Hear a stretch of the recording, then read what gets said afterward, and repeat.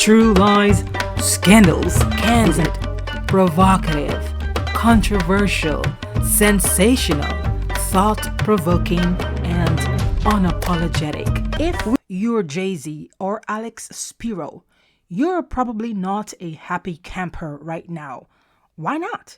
Because Tony Buzbee dropped new court documents in the case against Jay-Z by a woman, also known as Jane Doe, who accuses him and Diddy Combs of S assaulting her back in 2000 at a Diddy after party.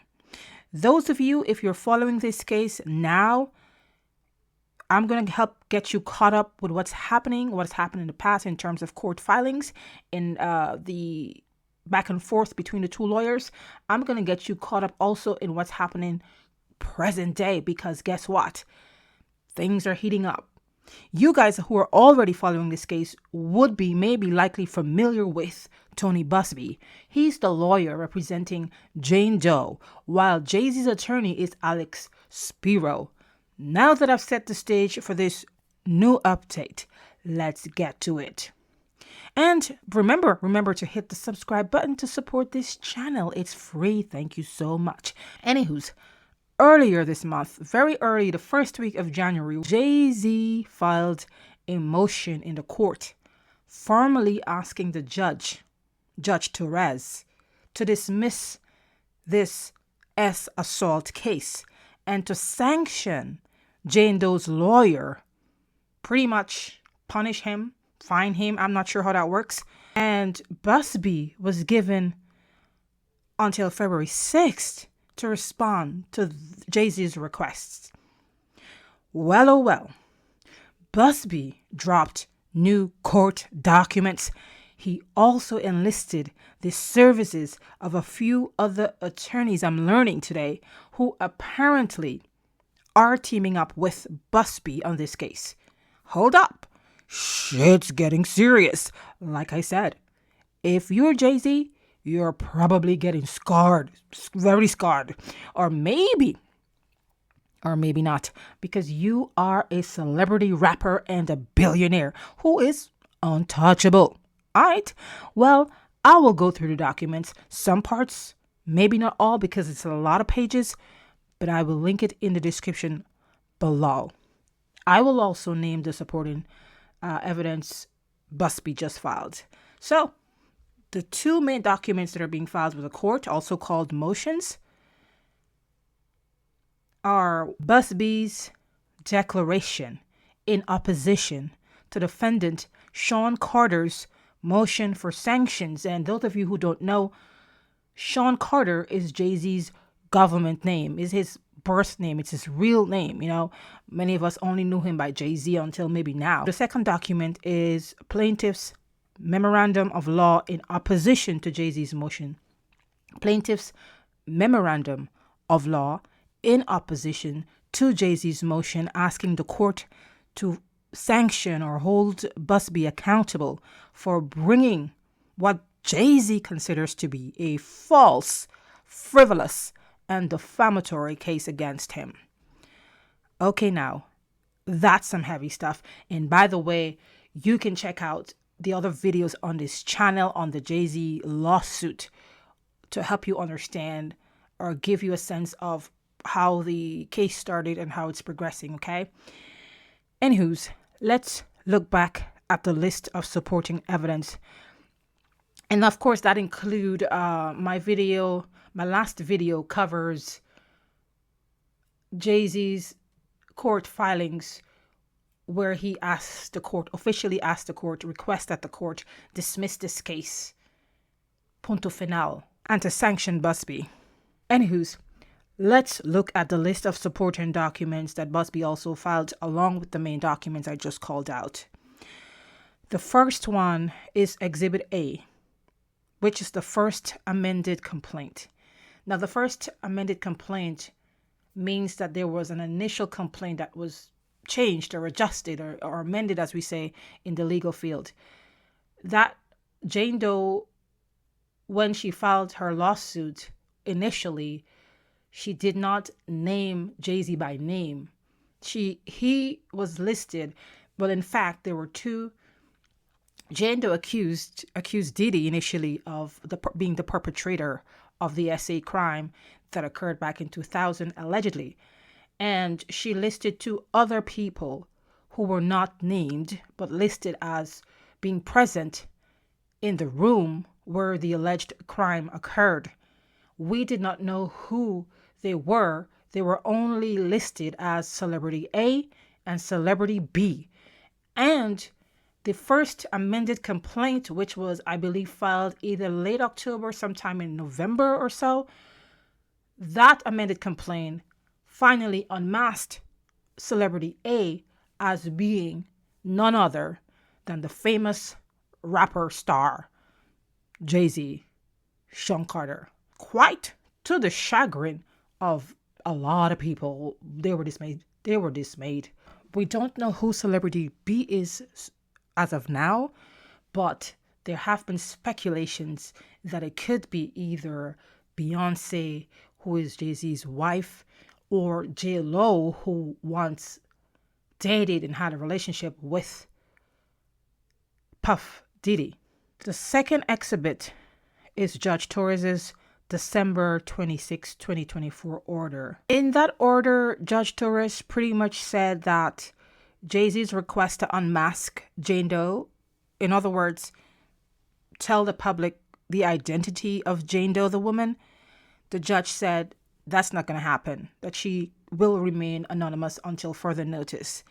And the other thing that Judge Torres did was ruled that this case cannot be dismissed at that point because ever since the lawsuit was filed, Jay-Z has been frantically and ferociously and vehemently trying to get this case tossed out. So far, he has been unsuccessful, and that's why we're here right now. We're at the point where Jay-Z has officially filed for the case to be dismissed earlier this month and waiting for Buzbee to respond to Jay-Z's requests. We're getting some documents now. Jay-Z's lawyer, Alex Spiro, and Buzbee, who's representing Jane Doe, they're going to have back and forth. I think Jay-Z's going to get two chances. He's going to file first, which he already did. Buzbee will reply officially. And then Buzbee has up until February 6th to put all his documents in. And then Jay-Z will get a chance to respond through his lawyer, of course, by the 28th, I believe, of February. After that, barring any extensions, Judge Torres is expected to make a decision on whether or not to order this case be dismissed, okay? So the world is waiting and watching in a bated breath to see what's going to go down. The third document of evidence is Exhibit C, Forte Hedge Bank Drive property records. Okay, that sounds like it could be records pertaining to the alleged property. I say alleged property because Spyro tried to convince the court and the world that this property does not exist. So Buzbee, Exhibit C is Forte Hedge Bank Drive property records. I'm thinking that's the place where Jane Doe alleges this crime occurred. The fourth document, labeled Exhibit D, is a photo of Combs arriving at the 2000 VMAs. Fifth document, labeled Exhibit E, New York Post article, Fine Time for Puffy. Exhibit F, photo of Carter, Jay-Z, at Combs' July 2000 party. Attachment 7, Exhibit G, photo of Jay-Z, Carter, at Combs' 2003 party. All right, hold up. So the only thing I don't see here as of today on this particular filing is a photo, an exhibit of a photo of Jay-Z at the 2000, at Combs' 2000 VMA party. All right, interesting. Did the party happen? Who was there? Was Jay-Z there? Was Combs there? Was Celebrity A, well, we know who Celebrity A is. Was Celebrity B there? Whoever that person is. All of that will be uncovered, has to be uncovered for this case to go anywhere in discovery should Judge Torres deny Jay-Z's request to have this case dismissed. So let's take a look at the court document. Now, the first document, like I said, is a declaration, Tony Buzbee's declaration in opposition to defendant Jay-Z's motion for sanctions. So I haven't seen him file anything yet, which would be opposition to defendant's motion to dismiss the case. That's probably coming later down, and it has to be filed by February 6th with the court. Like I said earlier, Jay-Z wants the court to kind of punish Buzbee, alleging that Buzbee did not do his due diligence. He didn't do his homework to vet and investigate Jane Doe's claims, dot all the I's and cross all the T's, and make sure all her allegations or her supposed facts check out before bringing this case.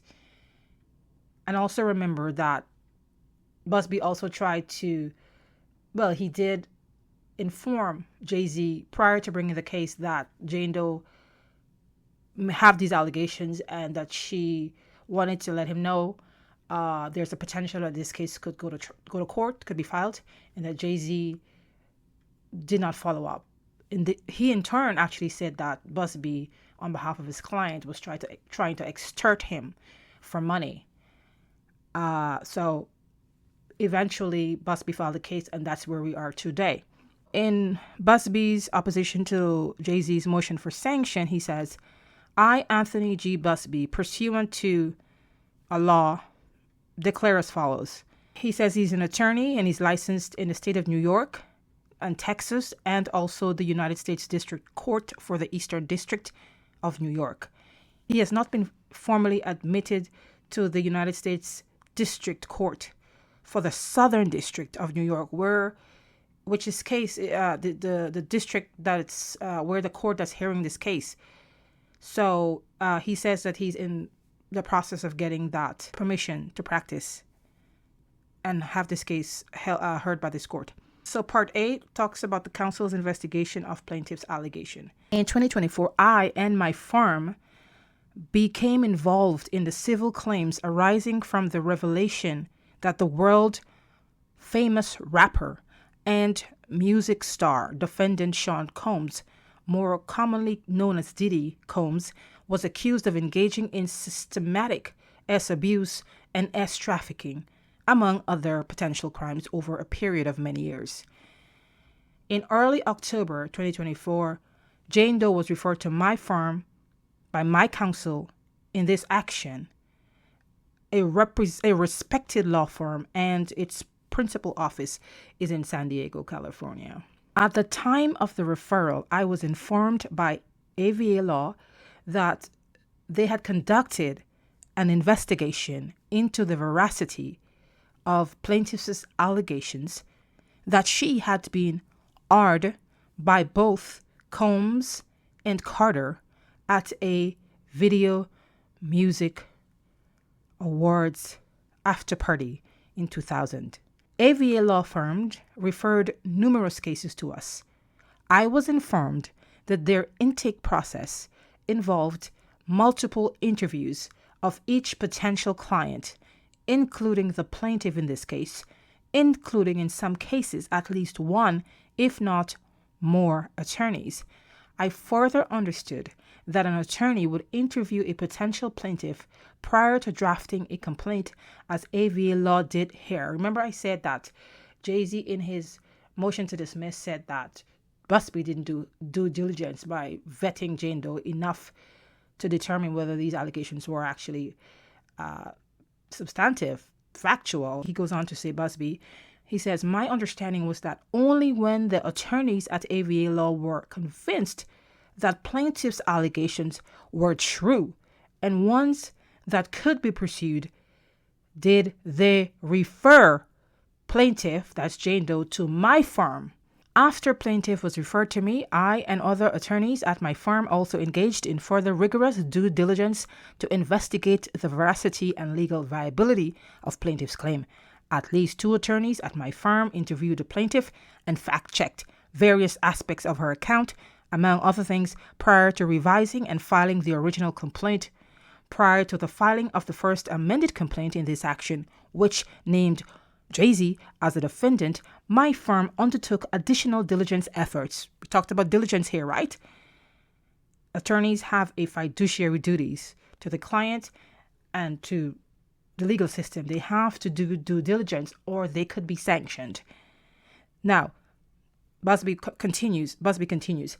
These included, among other things, further intensive interviews, which essentially amounted to interrogations of plaintiff by 3 to 5 attorneys, both alone and in teams, research and verification of numerous details in plaintiff's account, running a background check on plaintiff, and retaining a retired police detective to investigate and verify additional aspects of plaintiff's account.